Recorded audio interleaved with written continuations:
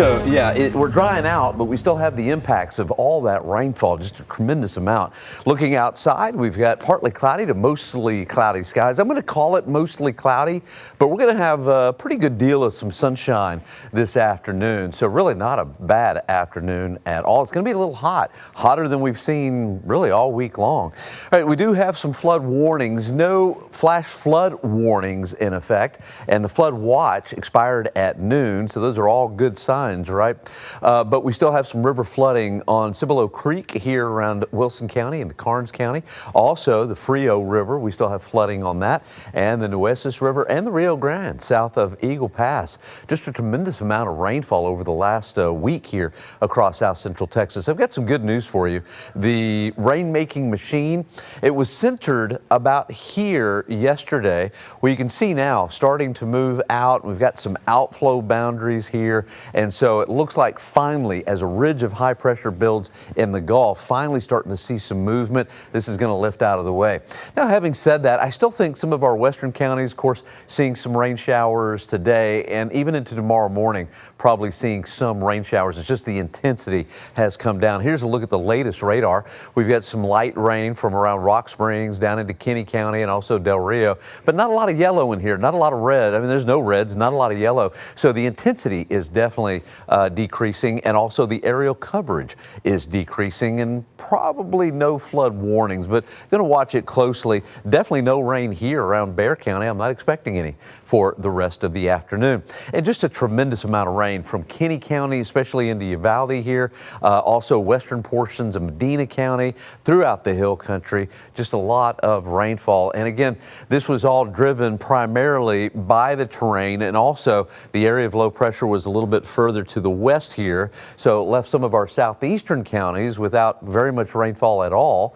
Down around Karnes County, maybe a quarter to a half an inch, something like that. Here in Bexar County, we had a big difference from the northern portions of the county, or more hills there, anywhere from 6 inches to maybe 8 in some places. And then the southern part of the county, closer to around 2 to 3 inches. So big disparity in rainfall across Bexar County from north to south. Outside right now, we've got partly to mostly cloudy skies, temperature 86, low this morning was 77, and the record high 105, and that was set back a long time ago, back in 1932.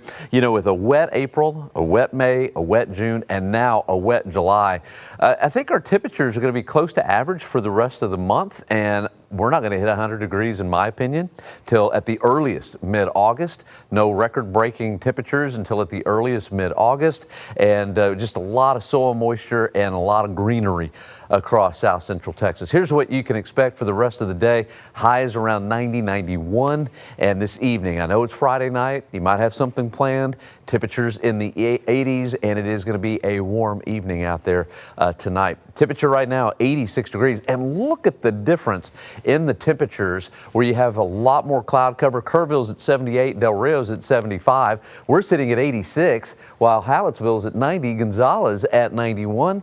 Look at with the humidity, Gonzales feels like 101, Hallettsville feels like 99, believe it or not. We have a 91 degree heat index, and out to the west, of course, feels like the 70s. Big difference from east to west across South Central Texas.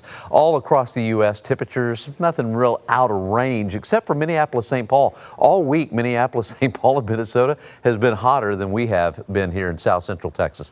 Okay, so the upper level ridge is building. That's going to send our rain-making machine just dissipating and moving out of the way. And as the ridge builds, our rain chances go away, and the heat will be with us, but not outstanding, nothing too great, apparently, or especially for July. All right, for today, highs around the low 90s, around 90 to 91. Heat index values this afternoon may get into around 97 or so. Mold is light, 170 grains per cubic meter.